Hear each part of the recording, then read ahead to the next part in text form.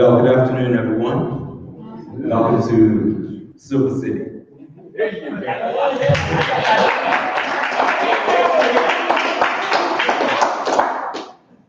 It is indeed my pleasure as president of Somerset Creek Club to give the welcome for such an auspicious occasion. I mean, one of the things that we tend not to do is give people their flowers while they're alive.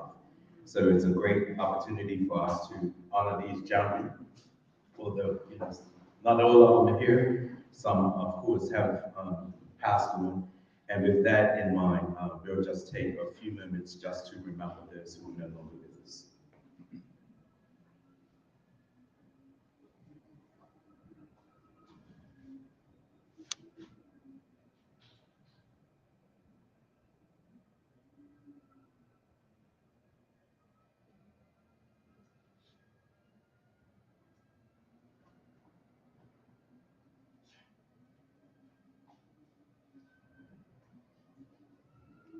Thank you. Again, ladies and gentlemen, welcome to Silver City. It is indeed a pleasure to be able to recognize these gentlemen. I'm sure some of you can still recognize them today. They look a little different from how they looked when they were out on that field scoring all kinds of goals and defending goals. They look a little different. Their hair color has changed slightly. But that's just part of the process that we call life. But it is indeed a pleasure because I was actually just looking at the document earlier this morning, and I think it was the late Joe Al Brown that gave. Late? I'm sorry. I'm so sorry. I'm trying to put the degree in front of me. The great, that's what I meant to say. The great Joe Al Brown gave these gentlemen the term of Trojans because he was actually doing a paper and doing some studying on the great Trojan horse, and he said, you know what? At the same time, simultaneously, these gentlemen were doing exploits on the field, and he said, you know what? Everywhere in the world, people have their teams have nicknames, and a club as great as Somerset Creek Club didn't have a nickname.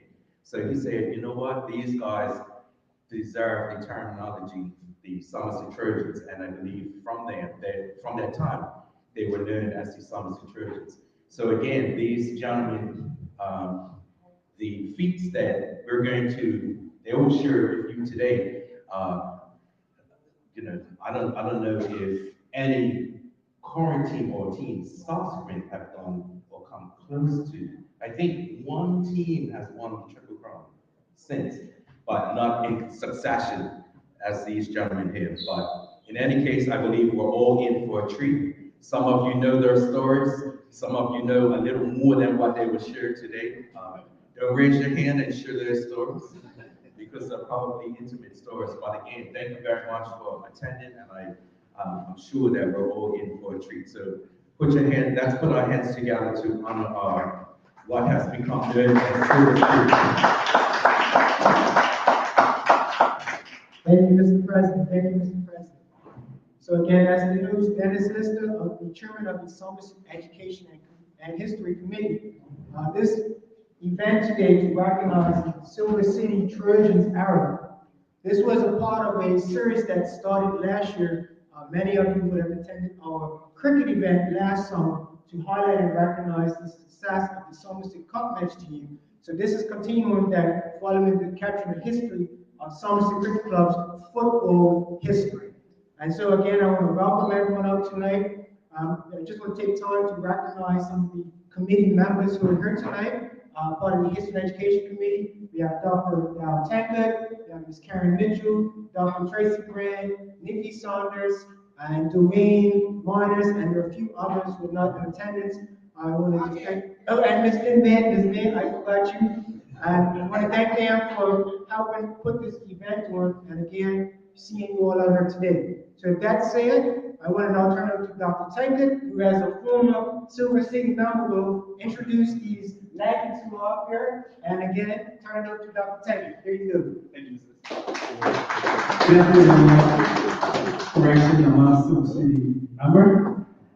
Little boy going through admiring these great talent. And so, to put it in context, as Danny pointed out, time is moving on. And we thought it was critical for us to capture the story and the stories of the contributions of the gentleman, the Silver City area and before. And so we're thankful to have Mr. Earl Benson, who's streaming it live. We have my son Mason, who's filming it. So the intent is to put in a documentary so that we tell the story where we're long gone. What you've accomplished is phenomenal. And so we want to take the time to say thank you again and allow ourselves to recognize just what we've really done. There's much in the community, we hear about the negativity, but I think it starts from the base of what we have. And so we know that Somerset emerged out of the West End Rovers, and there was an amalgamation of Somerset Post. So we have some of that conversation here this afternoon, and then we'll break into some questions and answers if there's any questions coming from the audience, and we'll wrap it up. So we know that our panelists, our players, former players, they're up in age, so we're not trying to stress them. It's a light moment. We want to relax them to just remember as much as they can. We have here to my left Mr. Michael Gilbert, former player of Western Roots. We have Ryan Colby Smith, former member of Western Roots. We have Mr. Ricky Tucker Jr., senior,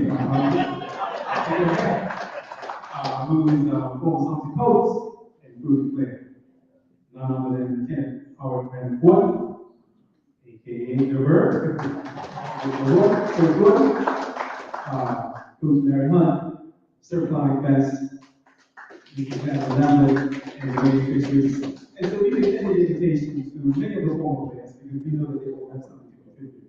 And so to put it into context, we're going to ask Mr. Gilbert to just share a little bit, as much as he can remember, about West End Rovers, what it was like, perhaps some of the players he played with, how they prepared for matches, because ideally, what we want to be able to do as we produce the documentary, we really want to be able to go back and share with our younger players and members of the community to look at the success, how we got there. And so this is part of the effort in moving forward. So Mr. Gilbert, with no further ado, sir, share with us a little bit about West End Rovers.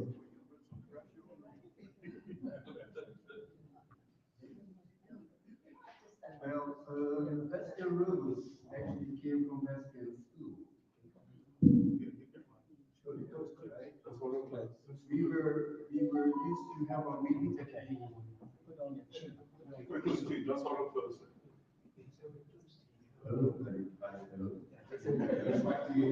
When we came out of Western School, but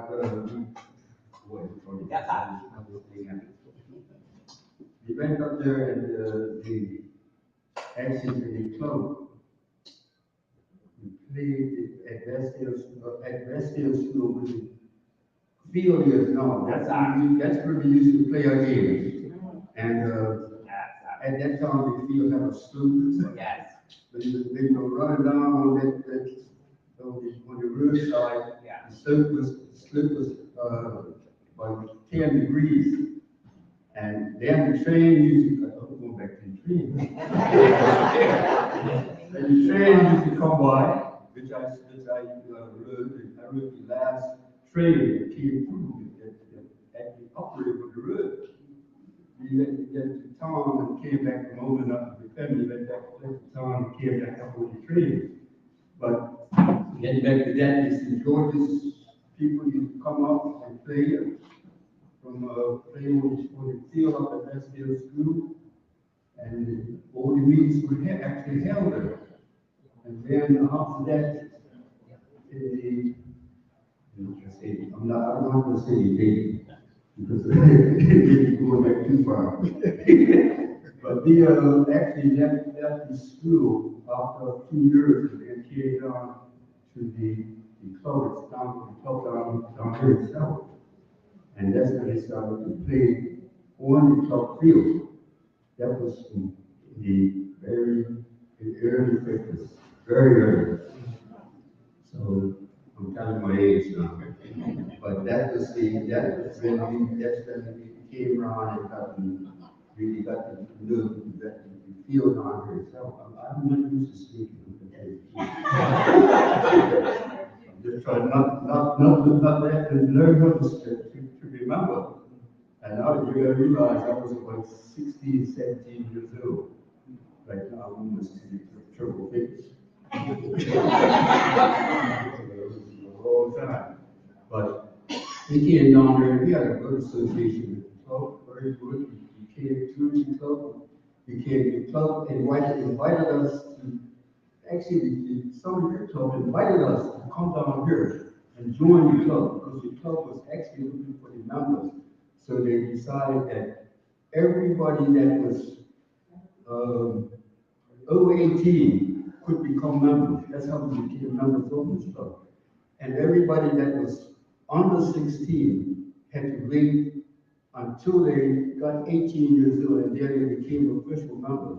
So there were some members, some people that were playing down here, and we came down here to join in the club, that were down here for a couple of years before they actually, till they got 18. Because you had to be 18 to join the club, and boy, you couldn't drink. So that was the numbers of last time. But after that, we just basically socialized and came right in to become official members of the club. But that's how we came down here from Westfield School. Okay.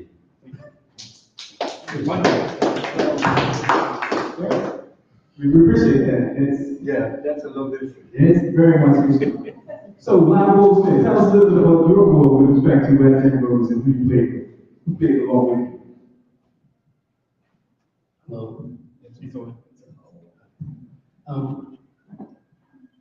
I started playing football for West End Rose at a very young age. I've been 18, that's for sure. And there's a certain gentleman here right now, right next to me. He said to me, short of a striker. At that time I was a junior league boy playing center half. And I told him that I never played this position in my whole life. So he said, well, come on. That game was against Stevenson Lions at at Somerset Club. And we ended up beating them 3-1. Ended up beating them 3-1, and I scored 2 goals. And Mr. Gilbert came up to me and said, well, buddy, it seems like you got a punt. You could take it with a spot. And after that, it seems like it was simple to play the game at center forward. Then all of a sudden, as I got a little bit older, my mind started to change. And I went back to my favorite spot, center half. And I was playing center half, I said, yeah, but this night I can still do both arms. But the most important part about at the time when I was playing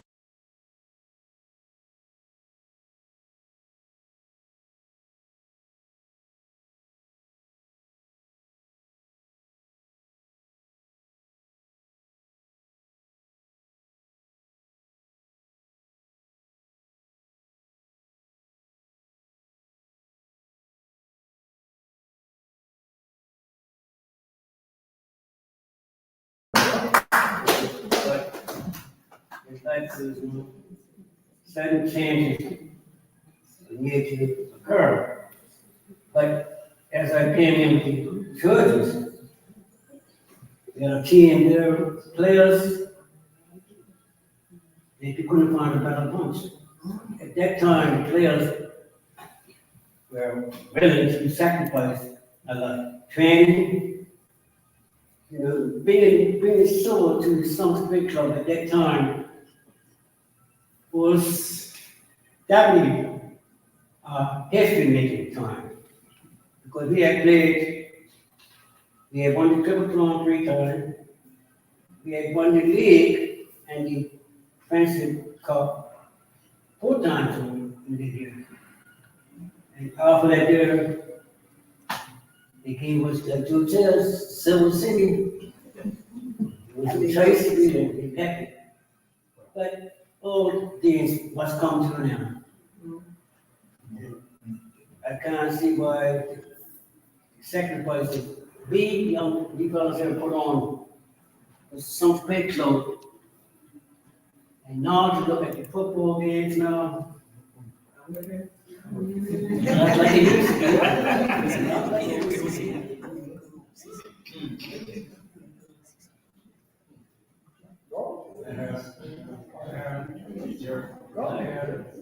Okay, I have a record for a winner of 75 league goals in one season. Whoa, I know.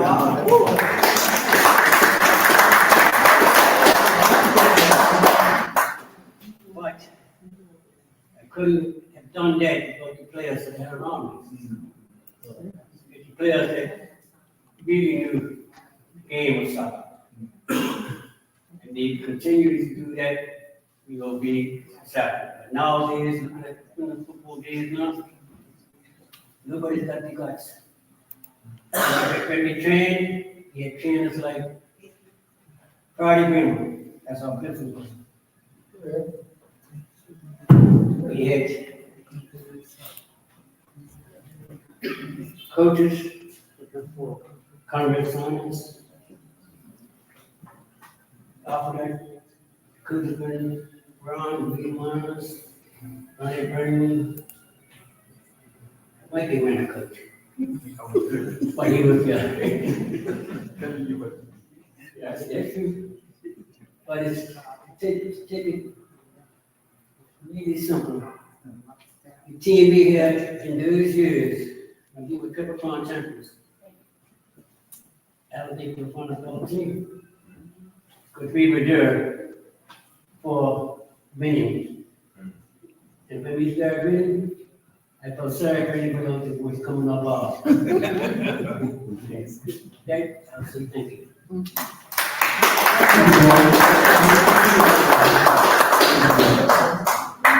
We're going to move forward, and we're going to ask Ms. Ray Todd Senior to tell us a little bit about the formation of Somerset College. We understand that it was a junior team that started, and then your father was the first coach, right? Elaborate on that for us.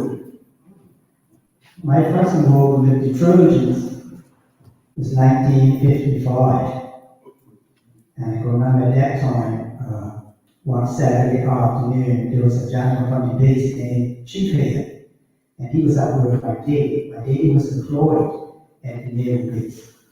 And one day my daddy had come outside on the back porch, and so look, 30 more guys out there kicking a football.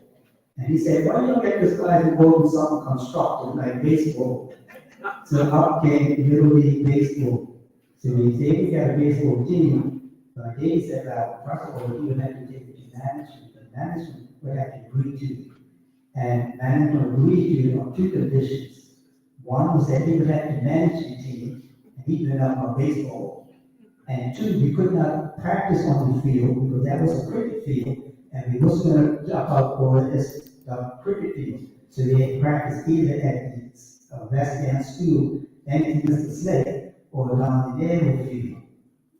So anyhow, they took it to management, and it was agreed. So our first season was 1955.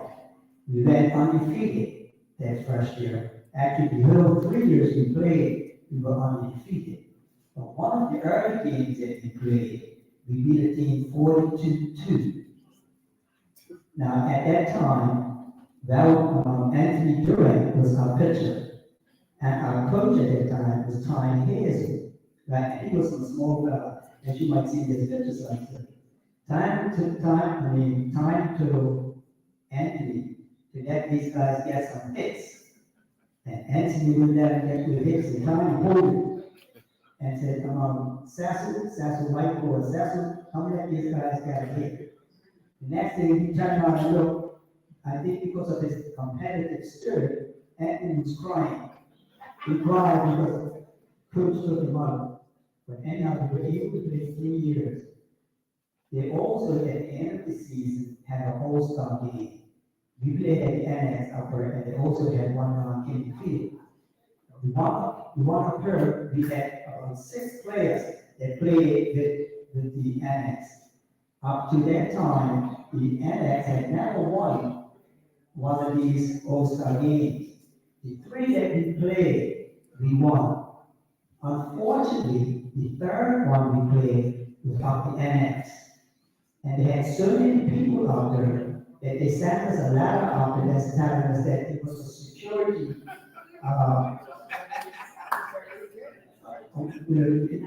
threat, security threat, because was so many people. And I think what actually happened too was that, see, White Hill is at the Somerset Eagles.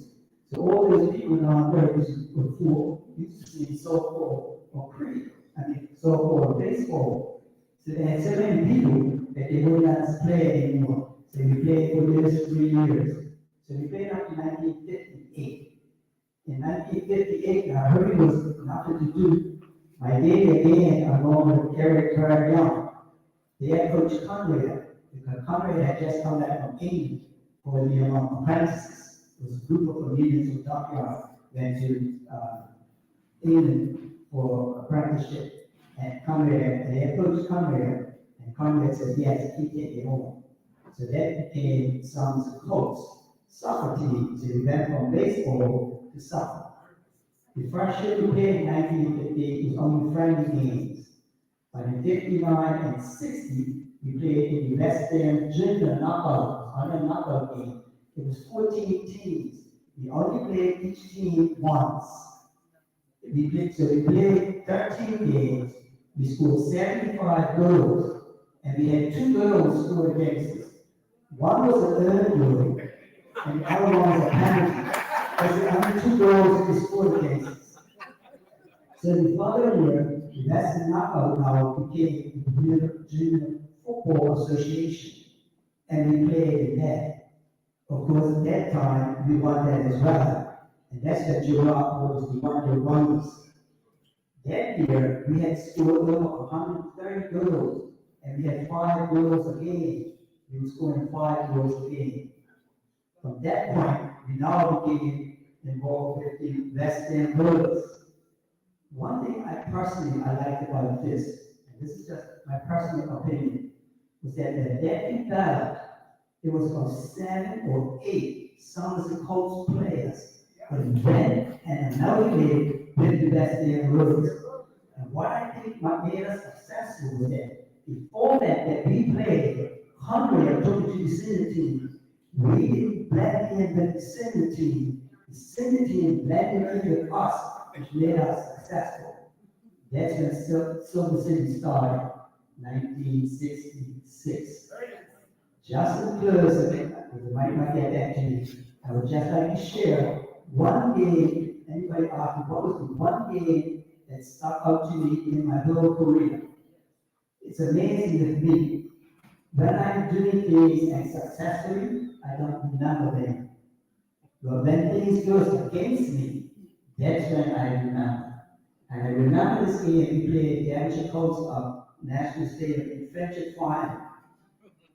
And the half-time came, and Conrad said to me, Reggie, I'm going to have to take you off. You're not putting away.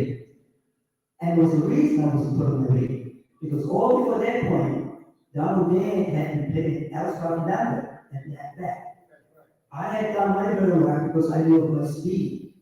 And I said I was going to have a field day with outside London. Not to think that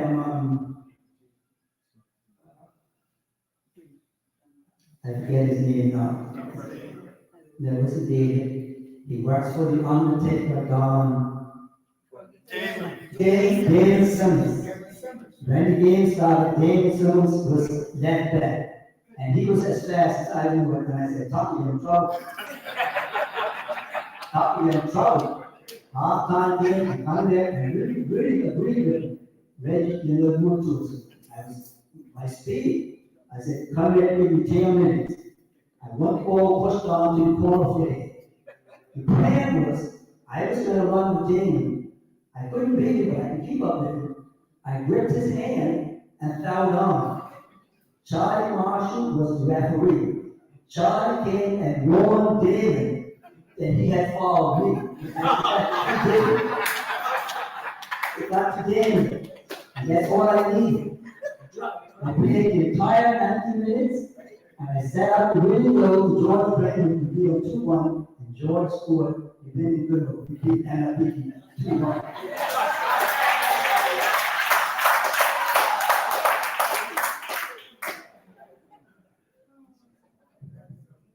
So clearly, talking, they're Italians, football Italians, right?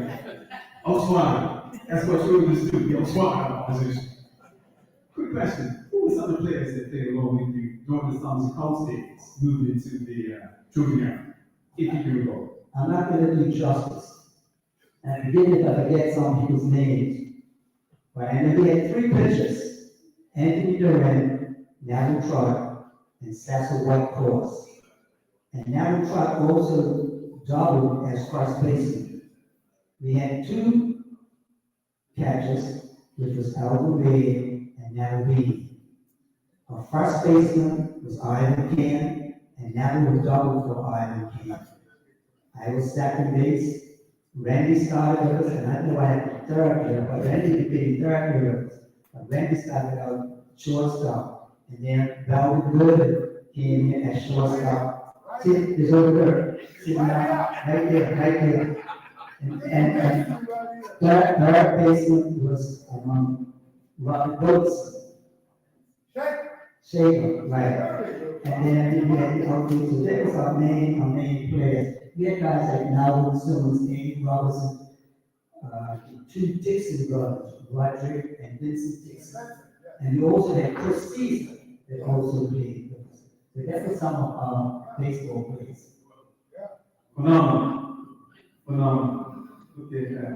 I know some of those players, some of the gentlemen who you named, you see them around the community. I just want us to recognize that they were part of the Somerset Coast that helped to establish the community in terms of football and beyond. Thank you for that.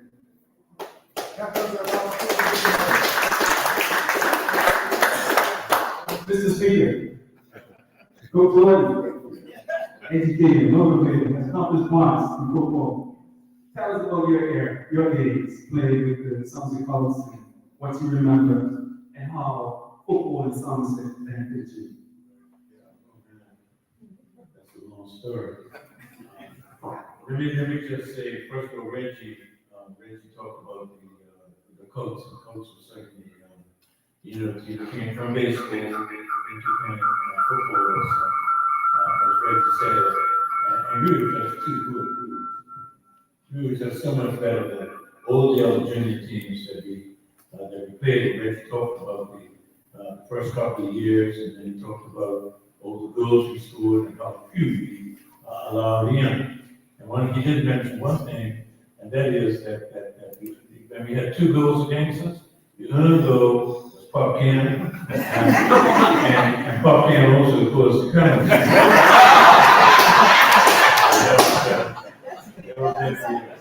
And we won that game. In fact, the year that we won the Junior Football Association, the first year that we won it, Sir Stanley Matthews, remember Sir Stanley Matthews came here, and he gave the trophy up.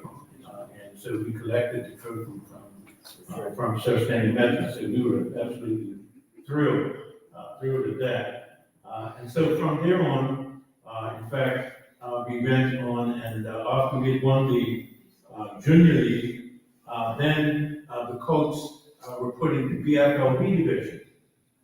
We put in the BFLB division, and we won the BFLB division. We West End Rose came second, and Somerset Colts came first in the BFLB division. Now, don't forget that, because I was teaching at West End School at the time.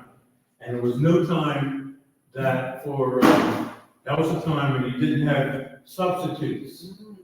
If somebody was playing, they got hurt, you played short. Well, we started short because I was teaching at West End School, and I didn't come out till 3:30. The game started at 3. I believe the game started at 3, and the game started at 3:15. Right? The game started at 3:15. School came out at 3:30. So the first 15 minutes, we played short every time. Some coach played short, and then I left West End. Came down here, and went to us and went on the field, and we went on and won the BFLB division. BFLB division, like that, that's right. And then after that, then I went away to school. I went away to school in England, and then I came back. And when I came back, it was when, Somerset had joined up, the West End Rovers had joined, I wasn't here when that actually happened. When that happened, I wasn't here, I came back, it was Somerset, so when I left, we were Somerset, Somerset Colts, VFLB division, and when I came back, we were Somerset. And the, amalgamation of the two clubs, like Somerset Colts, and, it was 1966. That's right. It was 1966 when I returned from England. And when I played, I gotta say, when I played in England, I played as a center half for my college in England. I was center back, and I thought I was one of the best center backs that there were. And when I came back to Bermuda, Kenny Tam was center back for Somerset, and I said, no way I'm going to be playing center back for Somerset. Because Kenny Gann is dead. And so that's when Conrad put me in the middle of the park. And I'll never forget it, because the first game we played casual right out here. Yeah. First game I played in, once I was back from England, we played casuals out here, we beat them 5-0, I think it was. But it was a 50-50 ball that I won and scored. And Conrad said, I'm putting this on forward. And that from that day on, he pushed me up front, and I just went on and played up from then on. And it was historic to me. All these guys were on here, Wally and Reggie and Muscles and Monty Best and Lambert and Tricks.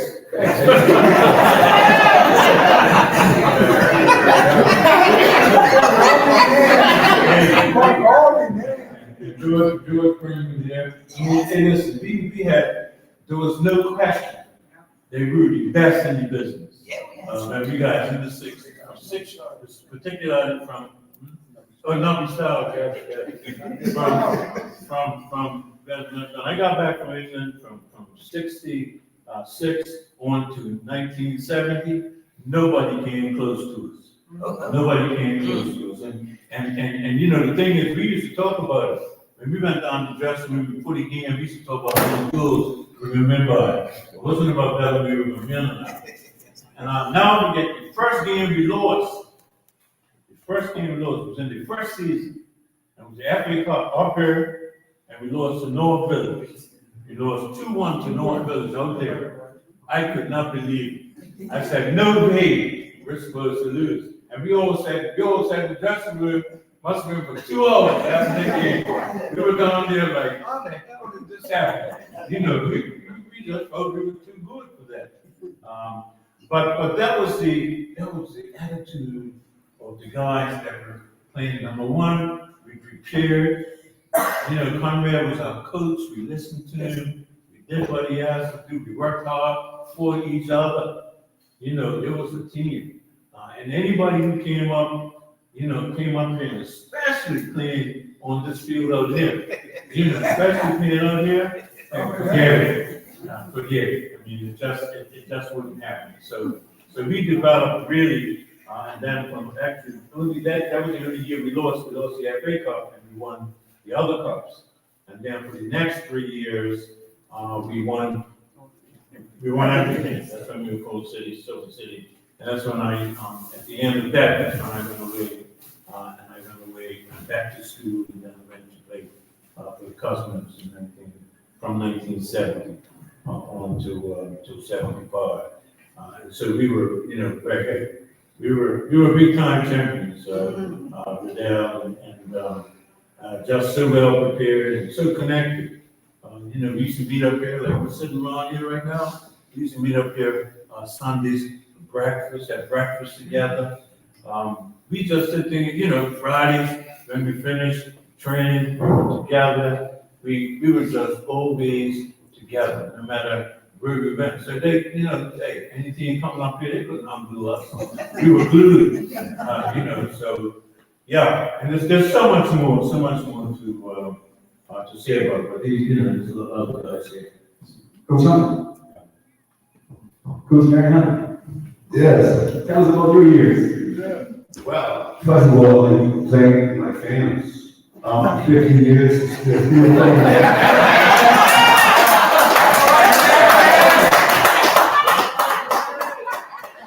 We could do about the fans. Yeah. When we played football, if we played away from home, if anybody was a thief, they would came up and stole everything out of something because everybody was going to the games. But my first relationship with Somerset was best in the world was at the Cup final.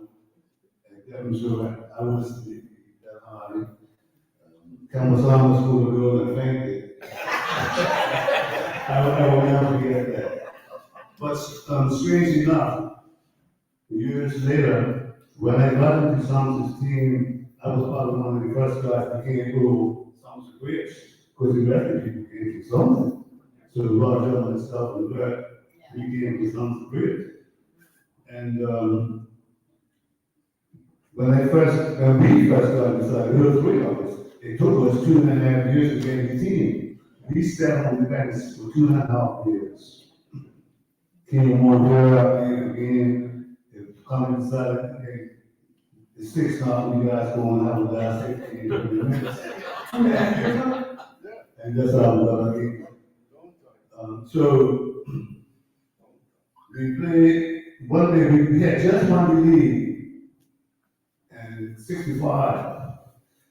Then the coach comes up here, something comes up, oh, white, look like we were kid. Coach, he was like 6'2" or something. James Fox got like 4 girls, patty mouth. Anyway, we were playing coach 2 weeks later after the cup final.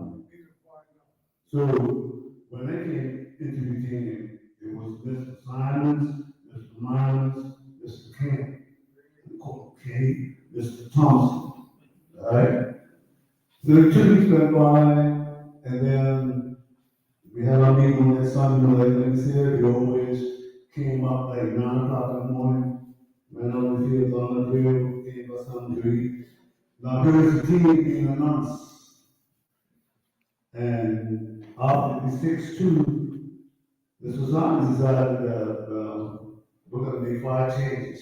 I didn't have a clue that I was going to play, but he made 5 changes. The African Cup final at the right? And we won the game. Randy scored, whoa, Randy decided that, and Charlie said, no, that's a word in that. And so we come out. And like I said, it's good for our fans. I mean, our fans were so proud. The whole community was very proud of us, you know? And it was just unfortunate that our legacy had not been carried on. Right? But we made no changes of good habit. But it was just some great times. So great times. And there's a lot to talk about. We have a management committee that Mr. Rook Football, if you didn't pay your dues, he could continue you all. Brandon Horton, Richard Jefferson was one of our players. And you paid your dues, you can't play. And we had that discipline. Okay? Conrad also made us that way. A lot of guys that came from the coast over the Yukon there, so they really did.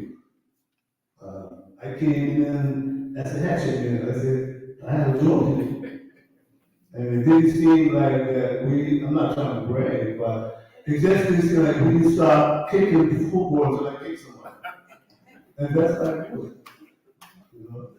But it was very easy, very part of every weekend. It's great stuff. But I can go on and on. I'm going to try this. I'm over right now. All right, then. Good afternoon, everyone. It's a pleasure to be here with you this afternoon and with all these great Trojans.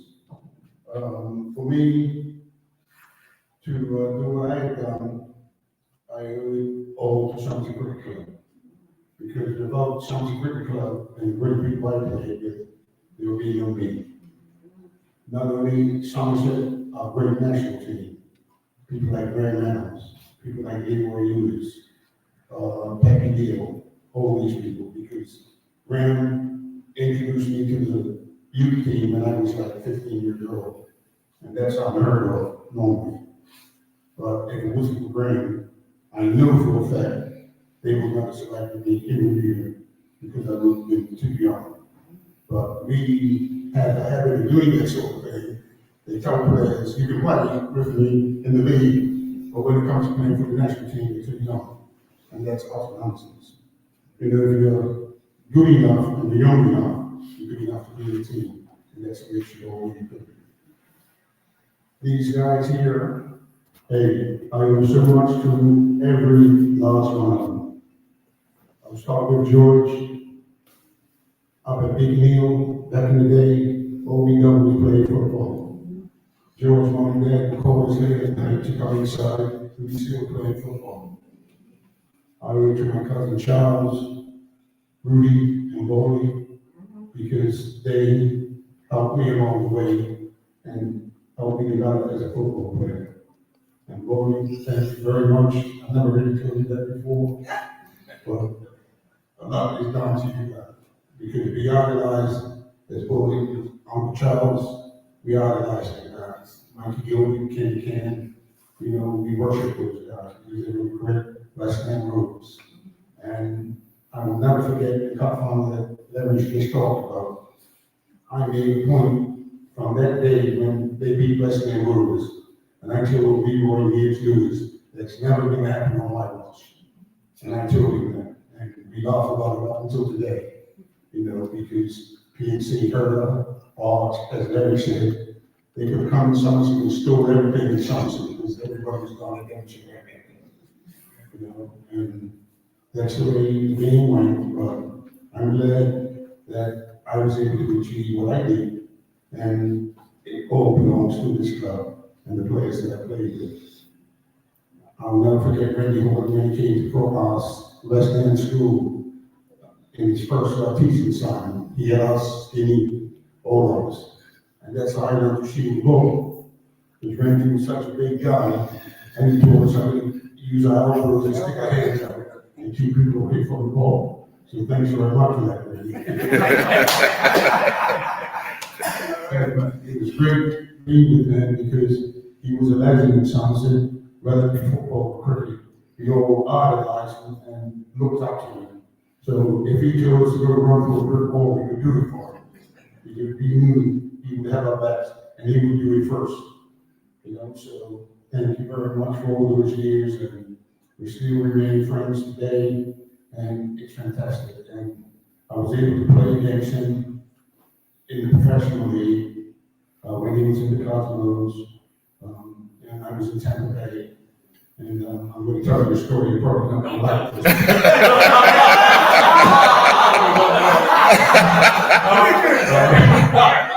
Maybe got traded to Harvard, so we were in Tampa. So him and I, we met before the game, we talked, you know, like the great lady wants to move to Harvard and everything. And at the end of the game, he came to me and said, Clyde, I'm going to tell you, I'm finished. We gave him something like 5-1. Or was it 6? I know I had to touch it. He said, hey, that's it. I said, that's the way you feel away. You're entitled to make what decision you want to make. You've got a fantastic career, and do what you got to do, you know. And as I said, all the guys, I owe so much to them all, you know. Even I hear Ray Dillon in the background, him shouting, when you're on the bench, people like Ken Deal, Eric Poppy. These two guys were going down towards the end, and the goals were they would jump off the bench. And you still remember those sort of things, you know. And like I said, it's a great, great place to have been formed and played for. And if I could do it all over again, I'd do it the same way. And like I said, I owe my heart and soul to Somerset because they gave me my first opportunity as a young person, not only in football, but in cricket.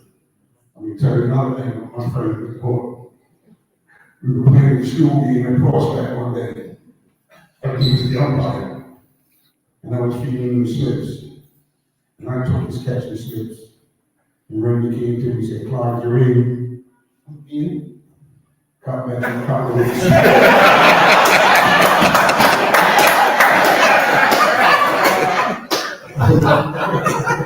So it was so much of this guy. He made sure that I got my hands to do and learned from him because he was not only an awesome individual, but a fantastic school teacher and a great sportsman, whether it be cricket or football. I don't think there was a sport that Randy, you played ball too? Every school we played, he probably won. You know, that's the type of individual he was.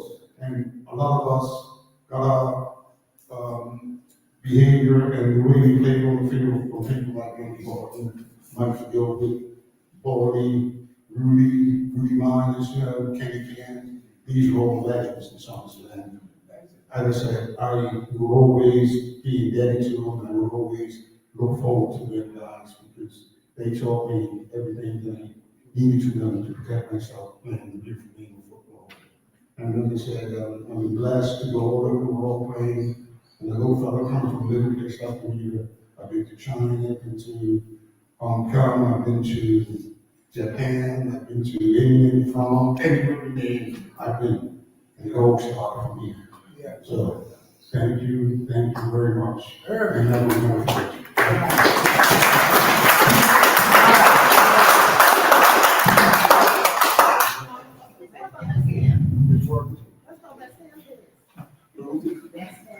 West Ham, please. Did you want to elaborate a little bit more on that West Ham? West Ham. That's my favorite club in the world. I still support them. They give me a lot of heartache. And we would tell you some of the days you're sitting in the front room and they tell, but we can't always watch the football. I said, yeah, I like to sit and watch it. And I watched them the other day and they were fantastic. Meetings, the always had a little confrontation when Spurs played us there. What are you doing right now, man? People are like, I'm sorry for that part. And, it was a great experience for me going to a club like West Ham because at the time I went, they had just won the World Cup in England. And 3 of the players that played for England played with me at West Ham. One was Buddy Moore, who I consider one of the best defenders ever to play football. Another one was Jeff Hurst, who played in the World Cup final, the first person to score a hat-trick. And the other one was Mark Peters, a brilliant midfield player. And all these players played with me and showed me the way as a professional in England and from West Ham. Ron Greenwood was the coach, John Lyons was the assistant, and Ernie Gregory was a goalkeeping coach. And people used to ask me all the time, why do you kick the ball so hard? On the training, our coach Ernie Gregory was a goalkeeper. He would say, knock me over. And you hit the ball as hard as you can and try to knock you over. So that's where I got that habit from. So West Ham will always be there to me. That's my life. I still visit there today as much as I can. I would always thank the Charles family. It was a little white lady in the 50s and 40s that married a black man from Grenada. She was married to an Irishman first. They divorced. She got her second family, which was John and Clyde Childs, who both played at West Ham with me. And Miss Childs, she was like my mom away from home. So all the people that had visited her got a cup of tea and the Red Building was one. I'm sure Randy was there as well to see her. And they were just genuinely nice people. So if you ever go to the East End of London, just mention Mrs. Childs and the doors will open for you. Okay? So that's my little bit about West Ham United. Let's say it's in my heart, my blood is carried in blue. I work as well as red and blue. So I've got 2 colors that I owe a lot to. And that's West Ham will always be there for us. All right, then? Okay, thank you very much. Wonderful, thanks again, guys.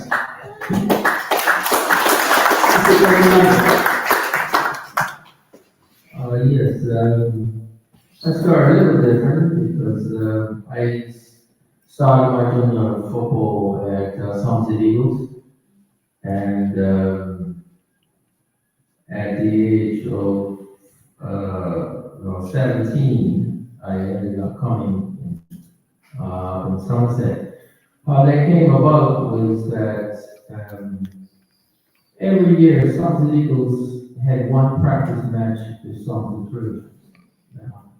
And so Larry Hunt and we used to play every year, and one year Somerset Eagles was in second place, and Christmas came around, and then on the time to start season again, to continue the football, only 3 guys came out to train, and which was Crowley, Alstra, Landry, and myself. But before that, when we used to play against Somerset, just that one practice match, and Larry Hunt and Roger Hunt and I played for Southampton League School elementary team. And I heard Clyde and Randy talking about when they were playing for West Ham. And I know Larry Hunt, Roger Hunt, and I played for Southampton League School. But I didn't say nothing about that. But so when that took place, where Somerset Eagles ended up not doing very well when we were second place, because I thought it was on 3 guys, and Roger and Larry always encouraged me to tell me, look, you might be wasting your time on Eagles. Why don't you come up Somerset? And I used to say, I was strictly Somerset Eagles board, strictly Somerset Eagles board. But when that took place, I decided I was going to come Somerset. So I came to Somerset at 17. So at that time, Somerset was training at the Royal Naval Field. And I mean, like 2 months or longer before the season even started, And after training for a while there, I gassed myself a little bit because Somerset had about 32 players down there training for this one team. So they had a second team. And I said to myself, I know you should have came up here. You didn't get this team. You ain't stand a chat. I'm talking about the 18 or how many they're going to pick, Said, you could have stayed down. And I was playing every game at 17 for the 17. So, but anyhow, I wrapped it up, and when it was time for Conrad Thomas, which was the coach, to start, to pick the 18 players. And I was in the 18 players. And I really still couldn't believe that out of 32 players, I got it there. But as time went on, I was told that by one person that they think I got in the team because Somerset only had one left wing at the time. And the left wing was Burton Brandon. And so everybody was training, and when the time came for the league to start,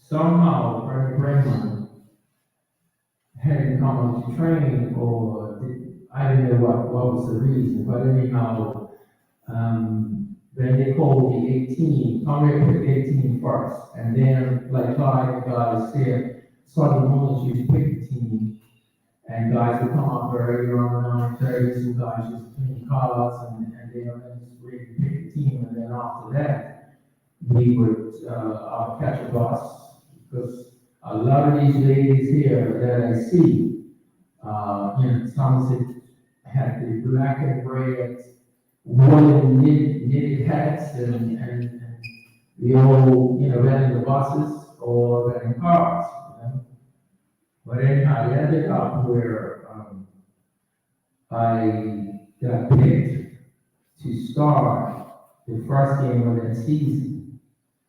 And I'm telling you, talk about being nervous, because just to be amongst these players that are here and a lot of the others, that are not with us, and bless their souls, but we played against police at some cricket club here, and I played that game was Brian was Somerset's regular left wing. So, and I happened to shoot a goal that day as well. And we won 5-1 against police. You know, Clyde Donald and a lot of the others were, they were top players for the police team, police and first team. And so, as time went on, I trained all 3 nights the following week. And Bernie came out of training that week as well. And so no one has any idea if you're playing on Sunday until Sunday morning when they pick the team. So it's when we were going to play PHC at PHC, and it ended up Henriette Simon said, "This is the team I feel could do the job today." I never forgot those words. And I really long now.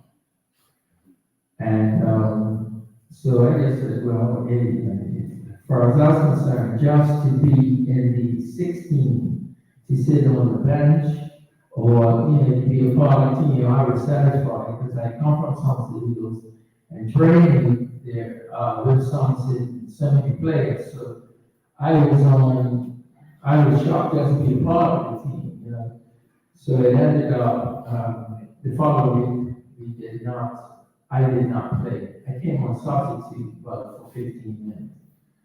But I can't remember, I'm so sure we won against BC, but I can't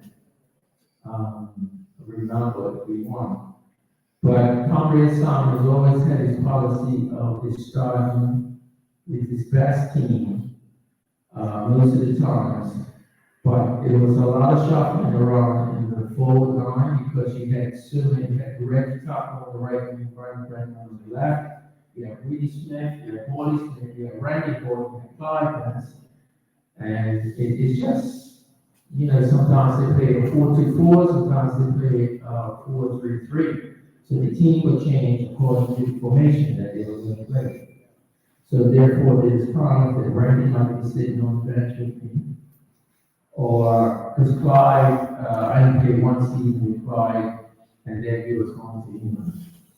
But that's how strong the team was, and I just upset with them. I said, I'm glad to be a part of this team. And 2 highlights that really stand out with me. I played for Somerset for 4 years. I now became a regular. Nowadays, I can see this upstairs as a regular in English soccer. But at that time, everyone wants to play as much as they can. So, but Somerset ran away to play CONCACAF in Costa Rica, and I got the opportunity to go to play with the team in Costa Rica. I didn't start, but I did get to play. Someone got hurt, Bernie or somebody, and the game was on started for 15 minutes, and I got to play. And I think if you guys could correct me, it was something like 16 to 18,000 people to the game in Costa Rica. We played a team called Supresa, which is still around today. And I think Clyde, Red would probably know that Hunt played, we lost 3-1, was it? Some of the Yeah.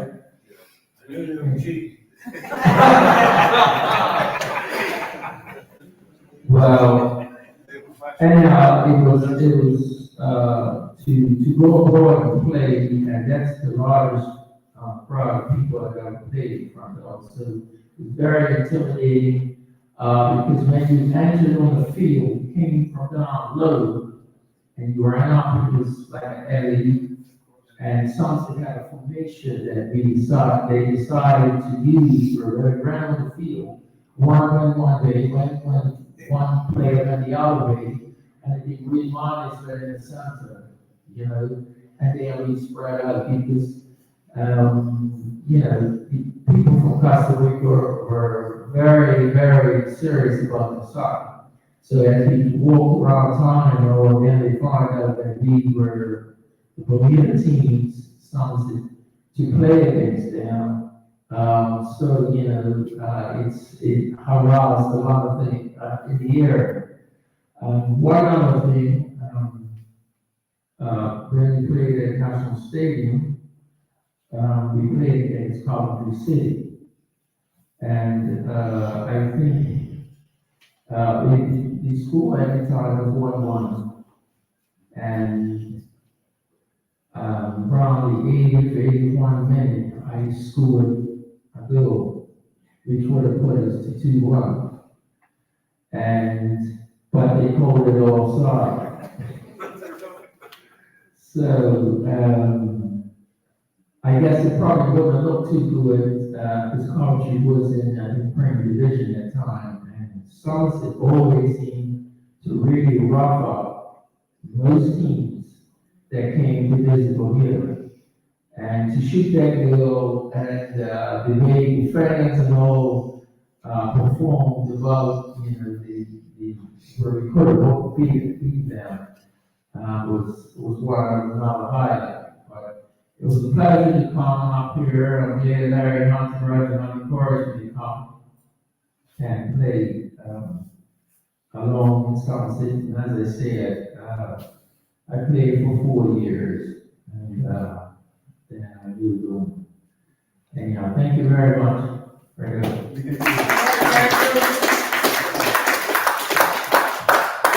This is really good. Without any extra advance. And extra advance. I know you are looking at me today.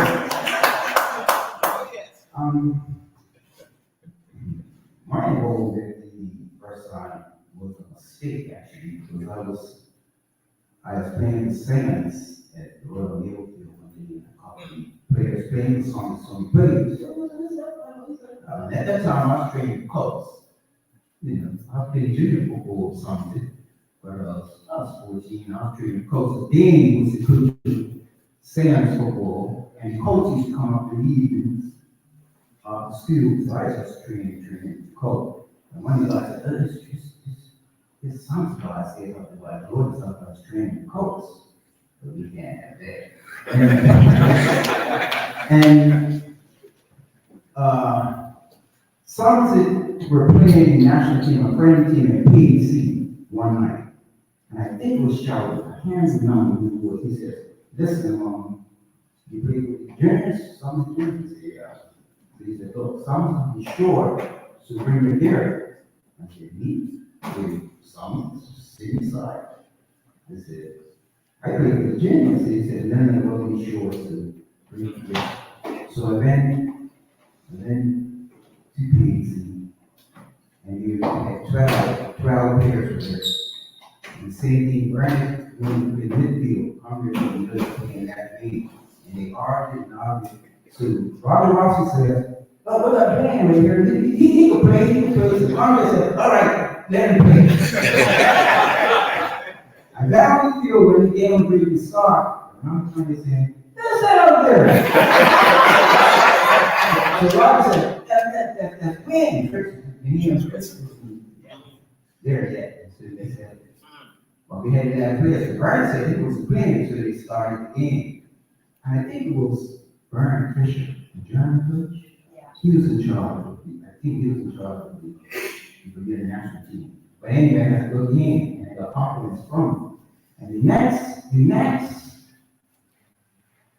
time, so Robert watching said, listen, Torrance side coming down.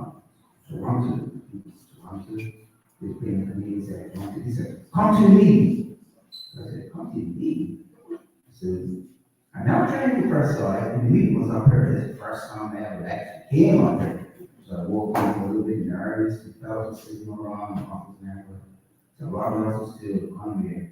So Dwayne said, so I said, yeah, and what? But Robert Russell wanted me to start, and he taught me to come here and not get in me, hold the baby, he gave that baby also. And it's in the change room, and he and someone was going, let him start, let him start. And I started. And Conrad kept on and said, okay, listen, we're going to start. You got shin guards? I said, yeah. No time in my old man, he said, you're nervous? I said, no. And I wasn't nervous. No time in my hand, he said, no, if the game gets wrong, just put your hand up now, bring it over. I said, no, anyway, and then I played. And Joe Braun was coming to the and he said, oh yeah, I'm a little fellow on the field for Somerset. He called me Little Green Wrestling. Little Green, I just see that Little Green Wrestling. And I was cheering him off. But the first time I beat a tricky foul, I heard the crowd roar. I said, this is me. And my mom was listening to me on the radio. And she was saying, Bill Braun said, oh, this little boy, Green, this is a trick. This spoke back 10 times and 10 different tricks. That's how the main tricks came up. The next day, in the papers, they had the Richardson and Reed's tricks around it. Actually, I found that clipping a couple weeks ago, and I think George. I think Morgan scores very good. George set you up. This is on PhD. Play against Toronto. Yeah. And then I was 14, that was 1969. 1960, roughly 1969. I know that you were. And the next time I played it was a knockout game because I couldn't play first week was 16. And I played it against PhD. But I came on as a substitute. I mean, Wood was playing. I think I didn't report it. And people saying, oh, they put that little boy on the field, this will be a hat. And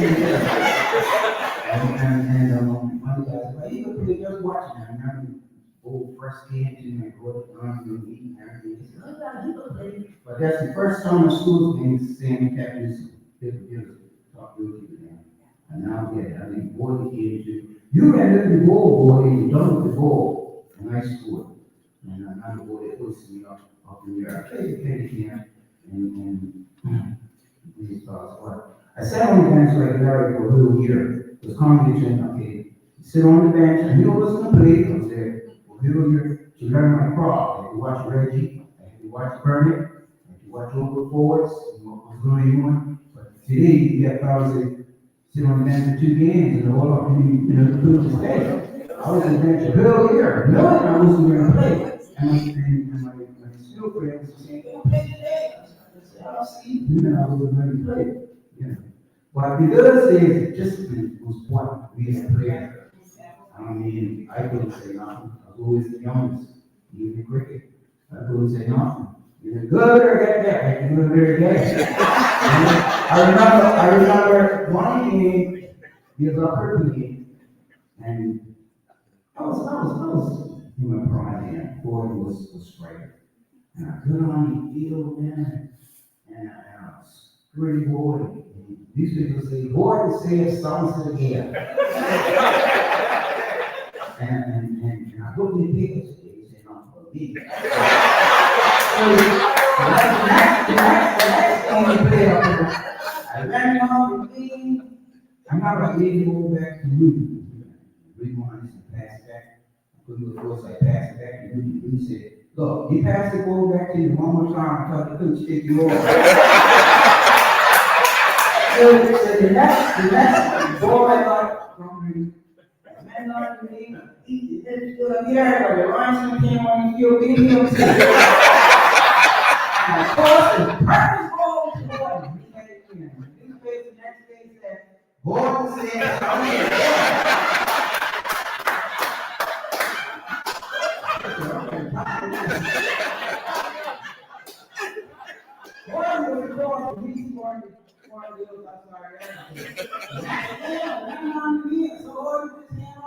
on today. All right. I dropped this thing, ready to pick it up. And I run back. It's too much to the heart. It's not off the damn church. Wrong shit. I looked up what was coming to too. He ain't coming out of that. I go on and talk. And he looked up and he said,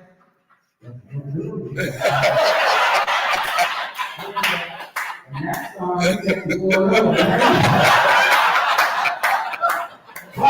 But he was right. Because I had no way to take that shot with somebody else. Because the other is all the good things you know, you don't care what you do to get to the bottom line, or when you get there, you look up at Wally Smith, George Brandon, and you would.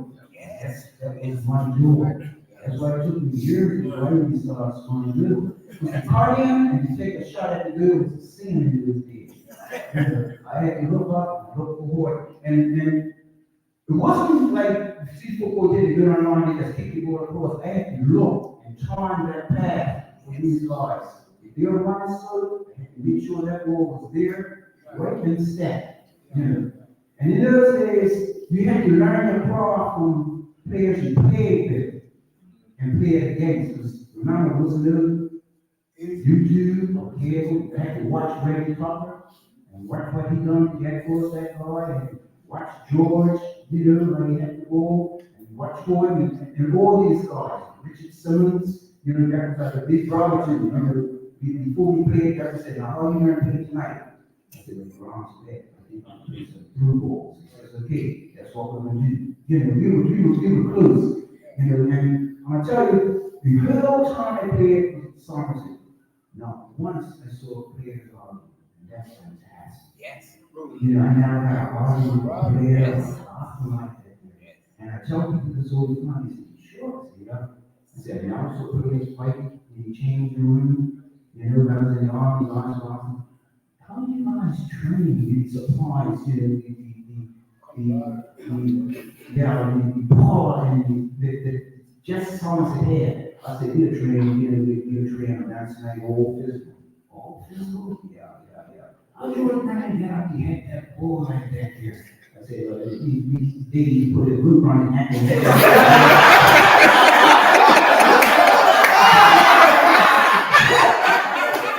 But I learned my job from Reggie until now. I also learned a lot from players from other teams like Gary Darrell. Because I always look at the players that gave Somerset trouble. Because I always saw Ken and Rudy Martin when I was little, we used to come out and watch training the best center halves in the world. And Clyde, these guys, the best strikers in the world. This is a new team at the City Live. Because it wasn't on television. And I was young, I couldn't even to go see play at PNC and things like that. My mom was that good. And the first time I saw something lose against St. George was 2-1. And South Peter Smith was having a field day. And I couldn't believe this guy across Kenny Cannon and Rudy Martin. I watched his technique. And I incorporated my technique along with Reggie and the other players, you know what I mean? And Gary Darrell, James Paul, all these players come with the 8 songs of trouble. Actually, they did songs of trouble. Yeah, they were really good. So, yeah. And George Brandon, when I was my training, all my how to train on the limit go beyond the limit was watching George Brandon as a little. Do you remember that time you screamed up to the wall and jumped up the canyon? Yeah. And you know how long you did that?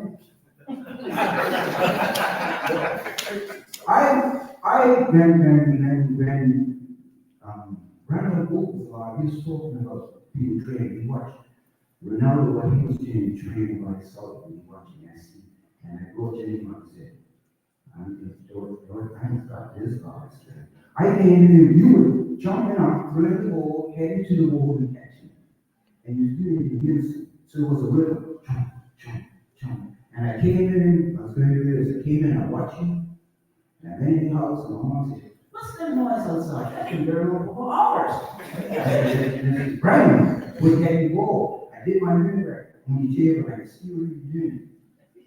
I went down to almost get my mom something, came back to see him. And I said, now I play something under training. You always did a little bit before, and you always came on doing this awesome.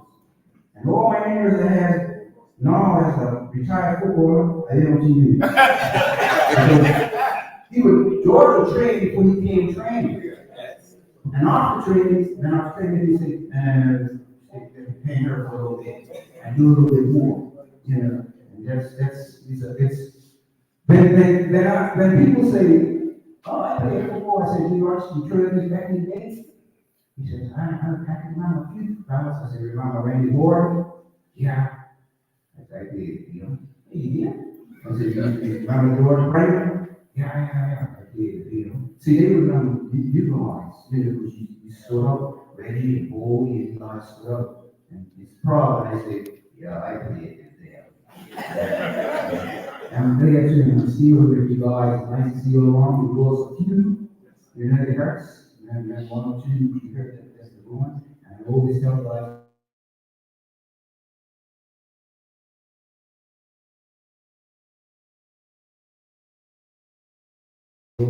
still playing. You see, what's still here? What's still leading, you know, and then you get around and talk about what's on TV, what's happening. So we're still active, you know. And I don't know, maybe one of these days, you know, I don't know, you take blood. My grandson, he has to really see me play. And I hear it, pulled out my boots, and I looked down and my knees started.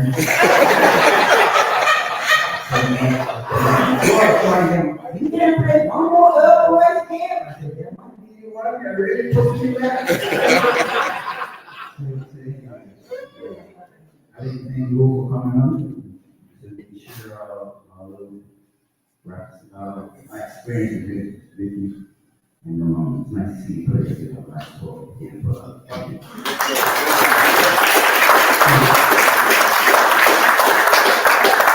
The Chris, the local boy is here, is scheduled for April 13th, it's in Georgia. 3 o'clock, we see you. You can special accommodations for you. On the field. Sir George. That's good afternoon. First of all, I can thank the Lord for the time. I pray, Lord, and mercy is lives. And all the years. Look compensable. When I started playing Thursday afternoons. Yes. For the lesbians. I was just a picnic. That's why I went my church. Playing with the man. When I started. How many people remember Arlene? Yes. I thought I was talking. Got the ball, renegade, tried passport, and all around. But he stepped in front of me. I fell back on the party line. They extended. I said to myself, boy, that's a lesson you'll never forget. And now I have to forget. Just because young thought I was pushing, you know. Then I had a lot of big people, you know, it's pretty good anymore. But I learned how to play the ball. A lot of people cannot play the ball. I learned that quite well. Just by not doing what grew me up. And that was my biggest trick, playing the ball. Because I told you, you cannot watch the ball and hear it same time. So our passport is perfect. When the ball came back, you can bet your life I'll be here. Somewhere close to it. And that's what got most of my goals. Even in the commercial game, you say they were never cheating very much. I'm not being another Mr. Leos Lewis One day, only times I watched PSC play Somerset, I watched him yesterday still on the ball. I said, okay. When I play, I do. That's not what we have. And now, he got close to the ball, the effect could somewhat wrong. Not just on, but on top of it. And the lucky kid, he just knock him off, let you know he's not playing well or something. And balls back to be sure. You know? And I said, in my, I have some good character. I started young, I finished young.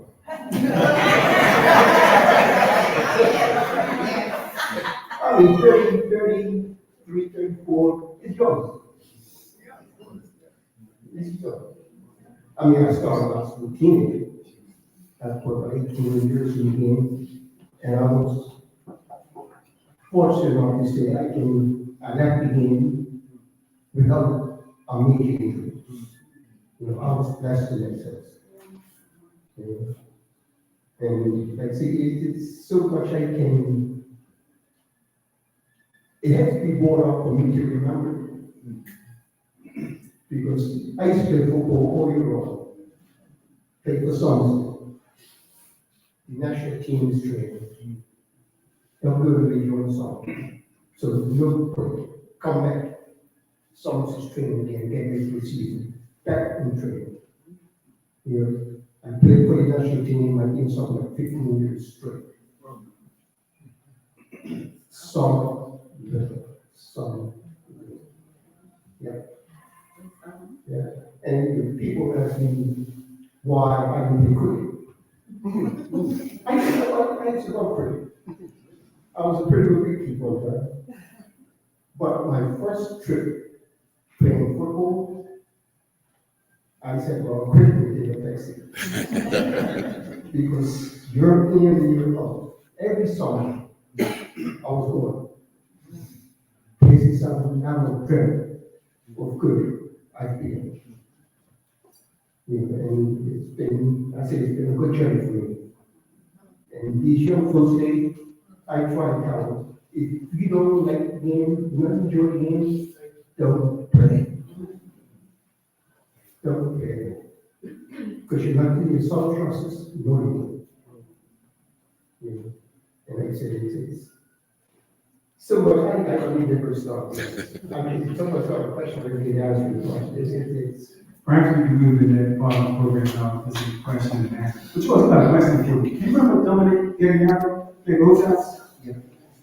I used to work with him one time. Yeah. And I talked about the truth in Somerset.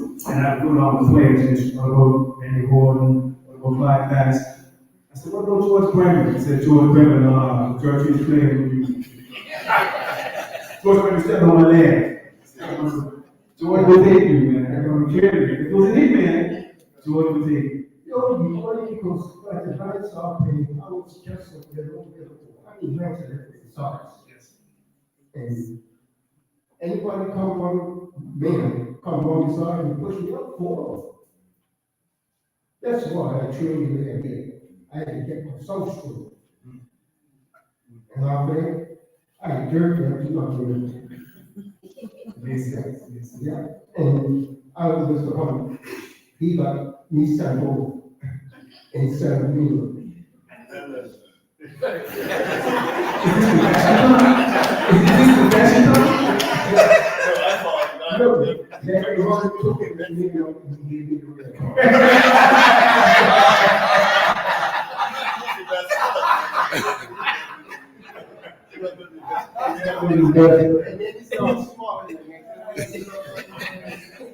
But one thing I would like to do, I want to pay tribute to you guys who are not here. Mr. Rudy Ryan, captain of Somerset for 25 years. Yes. Best leader of men I've ever seen. Sheldon Bradshaw. So you run with your tank, you stop Sheldon Bradshaw, you ended up on the other side of the field. Richard Jackson, probably the best footballer I have seen. And I'm not joking about that. When people ask me deal with the gigs like to laugh, always like to have fun. Leroy Thompson. These guys paved the way for me. They surely did. And Jerry Sons, I guess he's not straight for me to play from like kick players. He's not straight for me. But these guys, I will never forget these guys. Never, ever. None. And the ones at home, they'll always be up there. They'll always miss me. That's my tribute to you guys. It's nothing. Because I don't know if we skip over Dennis Brown in the conversation, because Dennis was recipient, we were recipients of the contributions that we gentlemen made. And being we're here together today, I would like to have Dennis to share a few words about how he viewed former players and him coming through and what it meant when playing some true. Well, it didn't bring me to it. Please over here. It all started for me watching all these guys. Back in those days, our foundation, number one, was in Sunday school and church. Yes. And almost every Sunday, I'm in trouble because I leave church. I'm not even what songs to play. These guys have a legacy behind from my era to follow. Back in those days, when they asked you who was your favorite player, we didn't talk about nobody foreign. Our favorite players were Trojans. Yes. Right? I had Trojan team, lost money at that time, and Robert Lord, Danny Seymour, he was my favorite player. Son I had. Marcus Douglas was one of my favorite players. But at the end of the day, the model to follow was the Trojans. Even right up until his passing, people like Pop George. Pop George took me under his wing when I was very young. And even when I'll never forget one day, I smelled my loose, I was about 13, 14, smelled my loose. And he pulled me aside. One of these days he told me I can't repeat, but my behavior changed right from there. Because I knew he was in jail. I would slap you outside and beat me head if I see him in that hand. Where it started for me was Wesleyan School, Mr. Lionel Turner. Yes. Has a lot to do with Somerset and that history and that history. Yes. At that time, I was 9 years old, and at that time, they only had bantams and juniors. Bantams was like at that time was under 14, right? Under 14.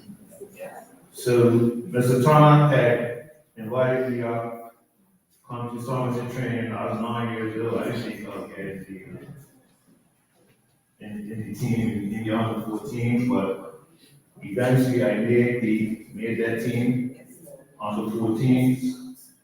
And my first coach in Somerset Cricket Club, who I do almost every beat, is the Dwayne Chitwick.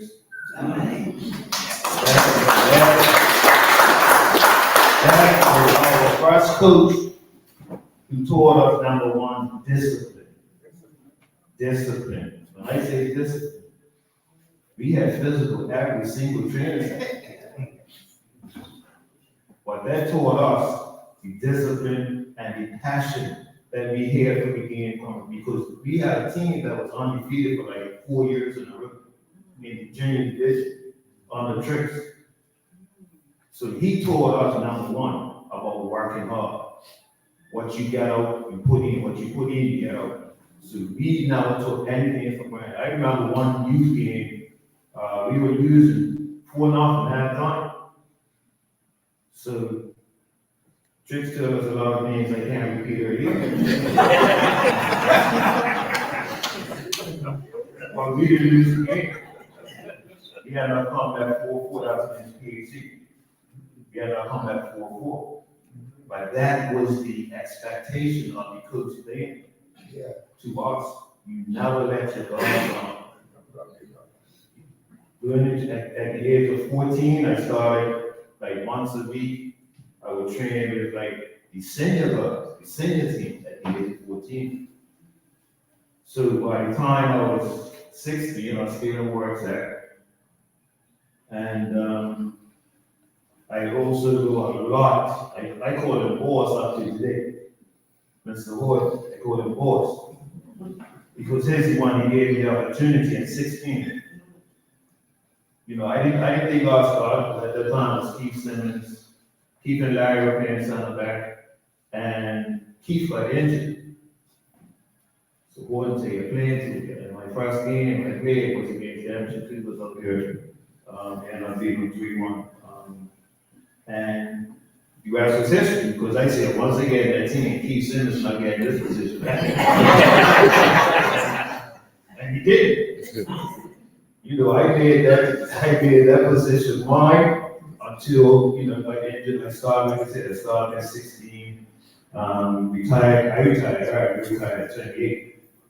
Because just like George, I was playing football, winter, summer for the national team. So we traveled every year, extensively, played extensively all year, every year. And by the time I was 28, I was mentally gone. The legacy that these guys created for us in the 80s, we carried it on because we were in a team that was undefeated for 3 seasons in a row. We won the league 3 seasons in a row, undefeated. We won the league in the 80s. We won the league like 5 times in the 80s. FA Cup, Friendship, everything else. So we carried on a good legacy because we had an excuse not to be successful because of these guys. We had to be successful. You know what I mean? So we had the passion. We had the desire to train. We never missed training. Like Colin said, like Papa said, like Blair said, these guys, when you sit on the bench for 2 games, the discipline has definitely gone. The passion has definitely gone. You know what I mean? But at the end of the day, my years at Somerset Cricket Club, and I tell people because I talk to a lot of boys at different primary schools and stuff. I tell people all the time that Somerset Cricket Club saved me. I came up, that's mama, because I tell boys, even when I used to work in prison, I don't hear those people, boy, you just had a mama. Because I just had a mama too, but my mama didn't play. I've also had teachers. You respected the teachers. Do you think today I would have pressed organs and advocate organs and words that do? Mr. Hogan, how the discipline that we have back in the and the respect. Even up to today, I'm 60. And I wouldn't want to advocate. It's still Miss Orders, considered my teacher. You know what I mean? But at the end of the day, guys, Somerset has taught me a lot. I even remember my mama telling me the fact that, boy, when you're coaching, you sound just like that Randy Orton out there. That mouth of yours on the side, you ain't referees. I said, yeah, you learned that I will never forget a movement with boss, they call him boss. One game we played against Georgia up here. And Gordon said, win the toss was windy, we'll win. Gordon said, win the toss, we'll lift you in. Get yours first. But the man was doing cross? No, the man was doing, because we used to like doing against to the wall, right? In the second half. But the man wasn't good at it. So I won the toss and ran against the man. Half time, I gone too long. Coming half time, Was anybody taught? We laughed at me, I said I wasn't taught. Now she kept the amount of bleep people in there. Didn't I bleep, tell you to bleep, good again? And I never forgot that in my life, right up until today. All the teams I coached after that, once a Monday tours, do it again. Right? You get yours first, even in cricket, many tours, do that first. You know what I mean? But at the end of the day, I love so much from you guys. Boy, I just watched Mr. Gilbert play too much. I don't think it's so much good. Tucker, Boyd, Hunt, the Hampton, hey, taught me to be tough. Taught me to be tough. I remember a game we did against Hotels. I got kicked by one of the Hotels guys, and Lance Ron Ford, that's still, he was my mentor. Lance came out of my face. If you don't beat, kick that guy, and he beat, come back, I'm kicking you. And like Trevor said, you couldn't say nothing back to these guys.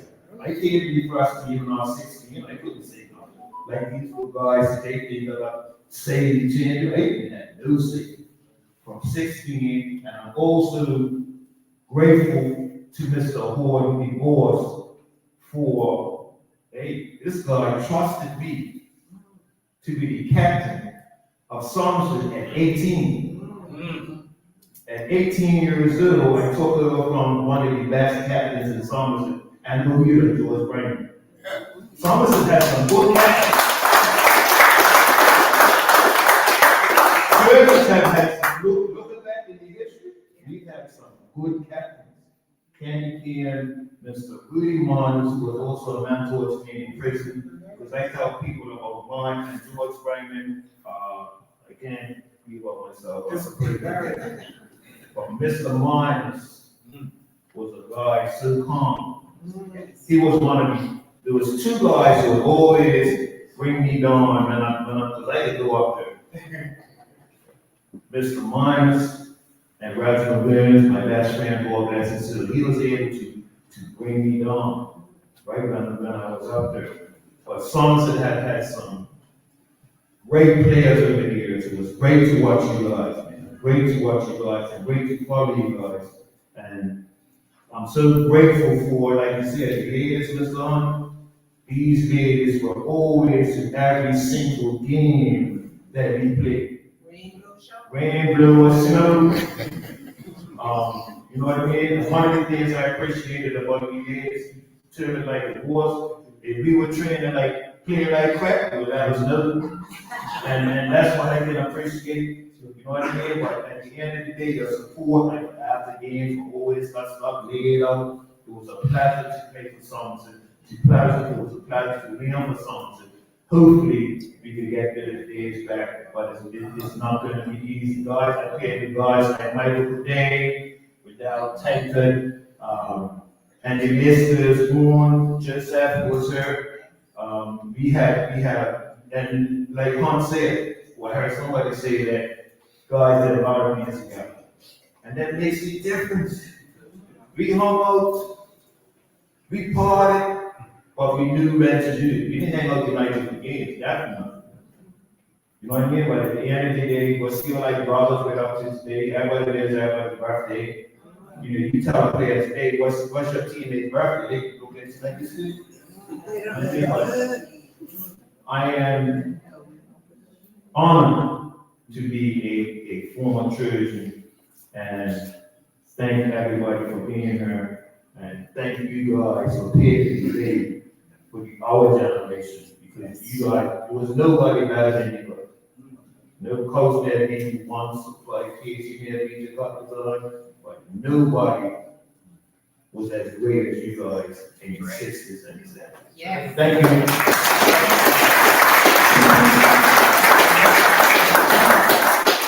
So, ladies and gentlemen, let's open it up. If there's any questions for the gentlemen, former players, before we wrap this up. If you have any questions, any curiosities during the years, if you're watching them play, anything that crosses your mind, that stands over your mind, that you'd like to perhaps have answered based on their experience? Just let's have a story of when, I think it was an FA Cup that we had to play 3 times to win. Is anyone remember that? Is someone else replay? Can anyone speak to that?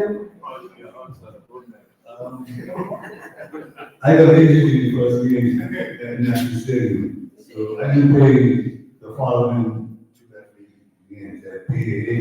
Matter of fact, Ashton Raymond had just come to us the year before against PAC, and we played PAC in the final. And Ashton ended up scoring a good goal for Somerset. That's what I remember from that 3 games. And every game was like 3,000 or 4,000 people. It's more. Every game, you know, 3 games, right? So, the last game,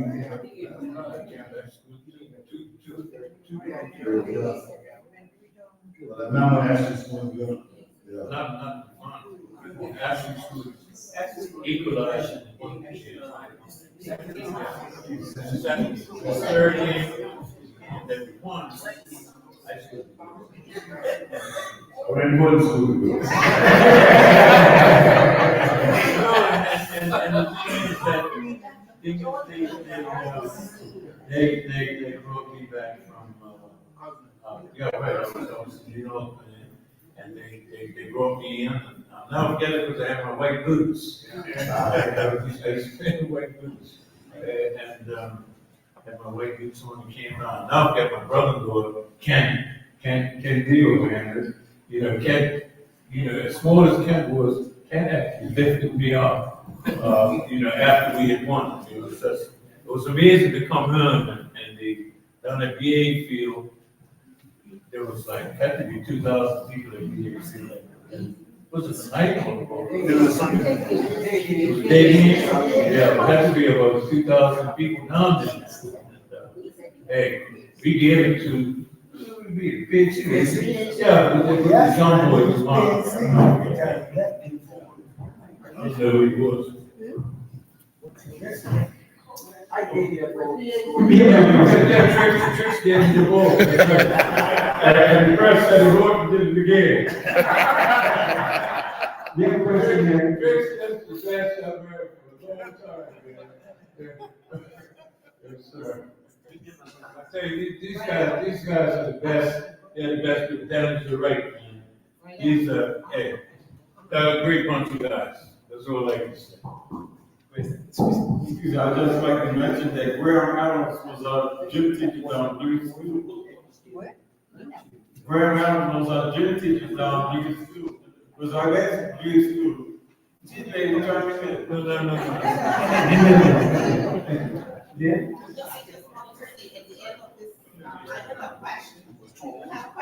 Tom Warren. Tom Warren. That is open, and just want to we can wrap up at the very end by going around very quickly and asking people about the members of women who were out there supporting the Trojans. I have a couple. Or listen, mother is a child.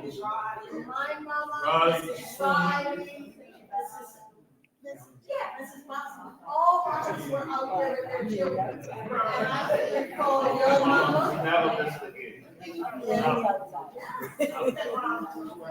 That's when football was football. And unfortunately, that was before we started paying players. Yeah. Like, we started buying players and our community suffered. Yeah. Because, you know, I listened to these guys talking about sitting on the bench for several years. Because that was your team, and that was the team you wanted to play with. Today, even if you're the top player, somebody takes you down there and you go. And so we lose community. And Bermuda has suffered as a result. And it's hard to talk about that. I remember, well, Somerset players always didn't want to play with nobody else. Like, strictly Somerset. But I remember one year, I was 19 and I just won the MVP. basket came quarter. So we'll pay you. At that time, $20,000 about what? Yeah. So I went in one day till one day. And I leave Somerset and getting son of the basket. She didn't say nothing. About a minute after that, she said, okay, you need to play the basket, but you're not living in this house.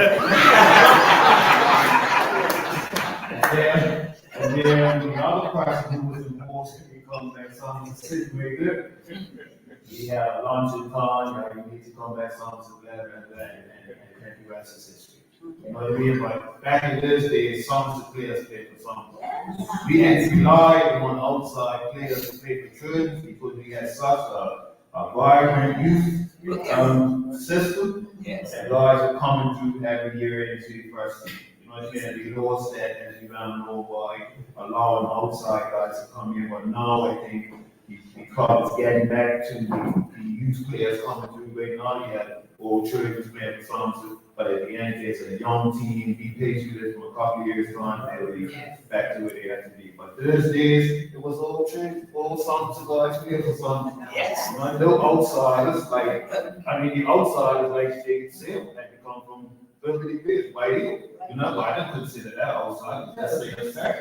You know what I mean? But, yeah, we have to get back to all Trojans, playing for Trojans, and that's it. I think you can try to outside playing those days. Those players were special. Right. So Mama Denver's came from Mama Denver's. Trouble. The career won't have a player like that. You know, so it's not wrong with having outside player if they're going to come and contribute. So yeah, Somerset White. Meredith. We banned the song. One thing that is that when we train on the 3 lights just in front of this porch here. And you had about 100 people watching us training. That's what the training says. You know, today we got a field full of lights, but the quality is not there. You know, so the dedication that we guys used to have was amazing. And they say, we just want to be family. That was it. Well, I think Larry, a lot has to do with, I tell Dennis all the time, when I go to watch training session today, it looks like a Christmas tree, because there's so much decoration on the field that comes, you know, we never had nothing like that. We played the game, and the game is all about being played to help the develop. You know, if the coach is going to stand there and talk all night, they're not going to be able to make them out do what you need to be done, you know, and that's what we have to get back to, is letting the kids play. You know, they don't play enough. Then you got coaches. I was watching the game today. It was more shouting from coaches and instructions that are just letting the kids play. That's what they learn. But we learned from yard football. That's what our training was learning from. Yard football. Mr. Well, is another one of our managers that must acknowledge, because whenever we went out on the work kids, that was the man to evacuate. He made sure everyone was involved. It was a great man. Darling, thank you. And the kid had mentioned about spectators, knowing the spectators. I used to do a Bible study with Glenn Lawson. And through this study, I used to be taught how to know that the Holy Spirit speaks to you. Because you can't see the Holy Spirit, but you have the inside of it, and you need to know that the Holy Spirit speaks. I picked up the ball, get it on me, and I would check the ball across and get the ball, and I heard his voice saying, "Give it to Randy, give it to Randy." I didn't have to go to Randy, this is hard. Give it to Randy, give it to Randy. And they are to lose the ball and not come back, because I knew right to pump and over speed, get back. And what is it? Ready, get that, you bastard. Ready, get that. I really had to look at this in Boston to know who she was. I knew who she was, I knew he was hard to lose. I didn't have to see it. one other thing one got is, if you look at this picture still there, you might see me holding a baseball trophy. Like I said earlier, we was not allowed to play any baseball up here until the very last game. And the club allowed us to play the MLB All-Stars, we played the MLB All-Stars, and we beat them, and we won the trophy.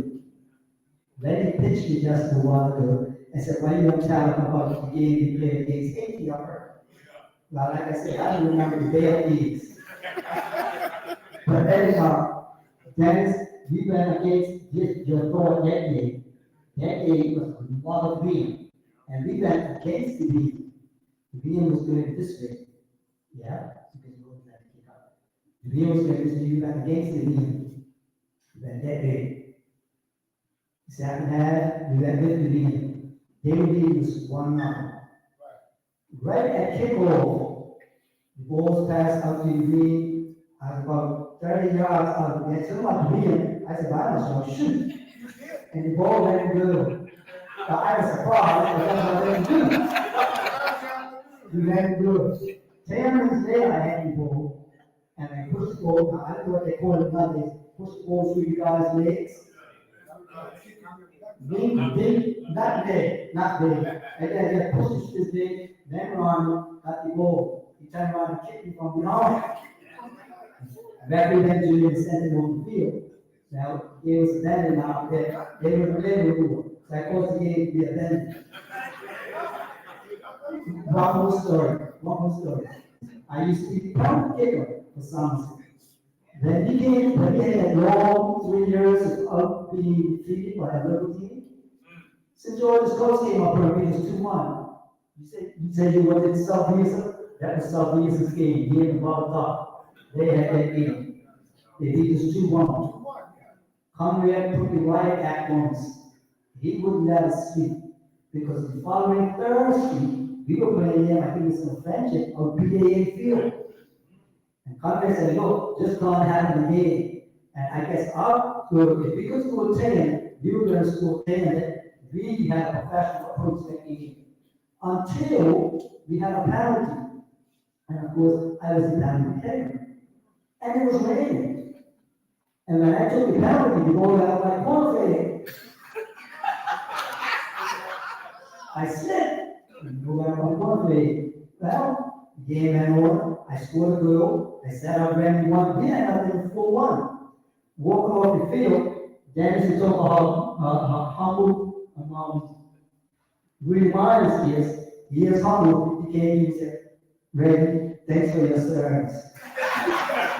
I didn't take no more penalties off of that. I missed one penalty. As far as the team is concerned, I know, not again, that's not that team. And that's a penalty for some reason.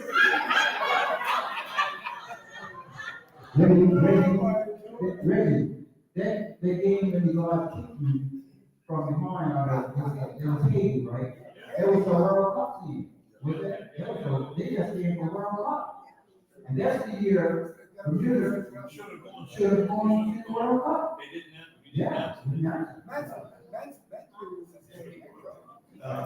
It wouldn't be right to talk Trojans and some coach where we had some Bluebirds. They were the Trojans of softball. Back in time, the kids of soccer, the Bluebirds got a couple here were the kings and queens of the softball. Yes. My name is Bruce. You were talking? Yes. Softball? I just want to say something, because a legacy is oftentimes seen in the future, right? So it's interesting that Coach Brown comes here and he points out that some choice words were said by Mr. Hoyt. Now, I had Mr. Hoyt as a principal, and I now had the choice words. Actually, I said here because he also was my coach. But I want to assure that Coach Brown learned a lot from Coach Hoyt, And he learned a lot from Coach Richardson because Coach Brown and Coach Gooden used a lot of choice words for being young guys. So your legacy continues, but again, it was times where we were losing, and they strengthened our inner man, as they say, their choice words, and we ended up winning a lot of games. So even with that physical, tricks where they talk about you guys have physical on Wednesdays. That guy right there was kicking me young guys in our stomachs Wednesday nights in training. So you taught him that. And I just want to say, the vast majority of them, and I thank Mikey for making the comment about the starting of football here, because it started at West End School. And the same West End School most of you went to, and today we fight for. Because we could not even step on the grounds of the other school. So we owe West End a lot. And the club was our sanctuary, So our children came down here, and Sam's children came here, but they were all ours. So I have enjoyed today. Well, Stay in West End School. I had put something out today about the significance of West End Primary School to Somerset community. It's 3 institutions in Somerset. Somerset Cricket Club, West End Primary, and Allentown A&E Church. There's 3 institutions in Somerset that should never be forgotten. And when you talk about toughness, tricks may be tough, but when they came to the first team, like Clyde said, Gordon used to pull me aside after every training session. Come here to train with me. Get the ball. He used to curl the ball up, elbow, but that made it tough. You know what I mean? But this guy here, I owe so much to in my life as a football player for being tough, for being passionate, for taking them on to no excuses. I went for the excuses and stuff like that. But yeah, I owe you a lot, man. You know what I mean? You tricks, you guys made me what I am, or what I was as a football player, even as a coach. You know what I mean? George's example, George wasn't loved, but George gave an example. You saw George, you knew it was time for George, you saw George training after like 24 for me. One of the times I asked George, I said, how come you sound so early? Oh, you need to be fit before preseason. A lot of guys only get to preseason and you get fit. But George used to get fit before preseason. You know what I mean? His history speaks for itself. You know what I mean? Unreal.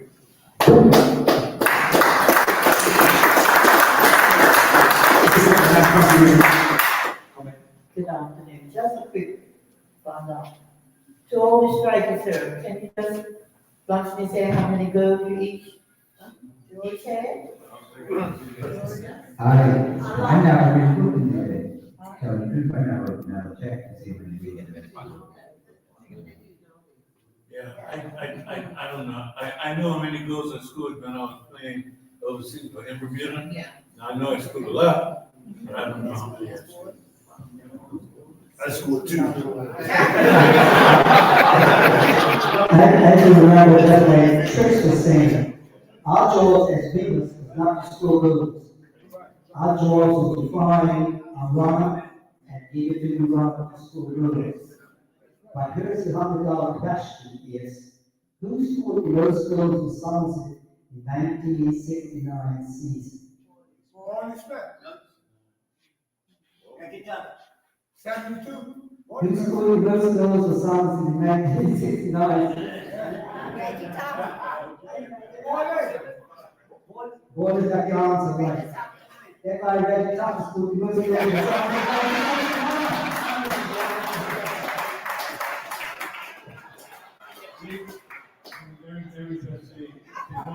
There that these guys have mentioned, but about the delivery of the ball, us central quote, Corey Smith, Gladys, and myself, playing up front, right? In Somerset, we had the best deliverers of the ball. Yes. In the field. You know, when we go back to balls being played out of the midfield, George Brigham playing the ball out of the midfield. Larry Hunt, as critical as he was in terms of, you know, keeping those midfielders quiet, he also could deliver the ball to us in the appropriate way. Trix Richardson, Trix talked about it, right? Reggie Tucker, Bernard Raymond. I mean, if you played center forward during those days, it was absolutely like you were in heaven. Because when those guys hit the ball so perfectly, and I was running in, hey, I could see the net moving before the ball hit my hand. I mean, that's how, you know, that's how good the deliveries were from these guys. We all we had to do was they knew, like I was saying, Reggie said, Trick said, they knew where we were going to be. Bonnie Bass, Boy, and myself, they knew how we ran. And so when we looked up, the ball was there. The ball was there. Where else is it going to go? In the net. You know, I mean, when teams had corner kicks were taken and whatnot, you know, talk about set plays. I mean, we were having set plays, you know, back when we guys did and had corner kicks. It's just unbelievable number of times we scored from corner kicks. And everybody gave us attention. But these guys were to put the ball in some of the best deliverers of the ball that you will ever know in the game of football right here in Somerset.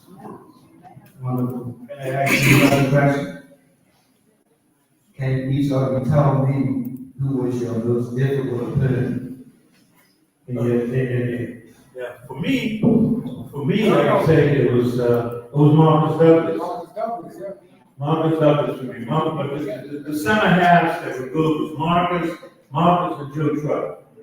Marcus and Joe Truck, two center halves that really were classy and very good. But I had to really work out. I don't know what you think, Bodie, but those were my buddy best.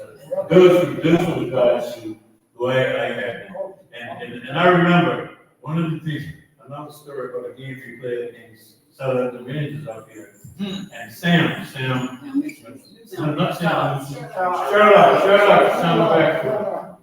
I'm telling you, I didn't get a kick of the ball. I didn't touch the ball until the 89th minute. That was the only time I touched the ball, was in the 89th minute. And I was in the back of the net. And we ran just 1-0. And I told Sam, I said, Sam, man, hey, well, you did a great game, man. I did. Hey, but the game is 90. You didn't come next year? You didn't come next year? Take comments to you? That was cup was, yeah, Sam played cup match. Yeah, that year too. No, 79. 79. So, ladies and gentlemen, we'll wrap this up. We want to thank our guests this afternoon. These gentlemen have been phenomenal. Let's give them a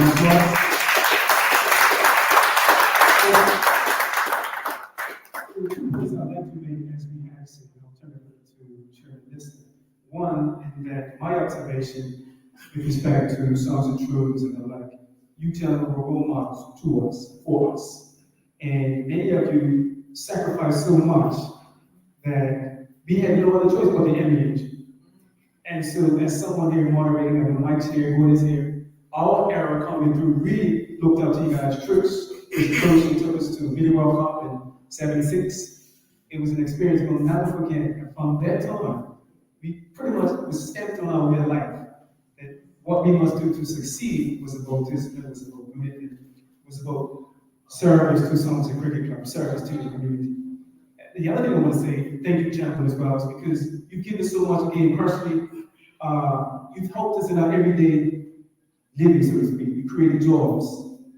you had your contacts, you reached out to other people so that you could be employed. I want to say on a personal level, Coach Horton, you were the one who wrote my reference to me getting into college. And it was from that time I went forward, and I remember Dennis was a good with you. And really accepted, was moving forward. So I say, for myself and my teammates, we thank you all for what you've done for us. And may God bless you in the days ahead with nothing but prosperity and happiness.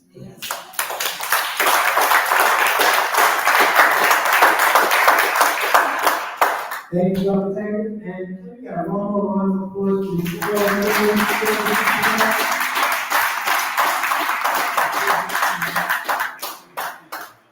Before we wrap up, I just want to add a few comments.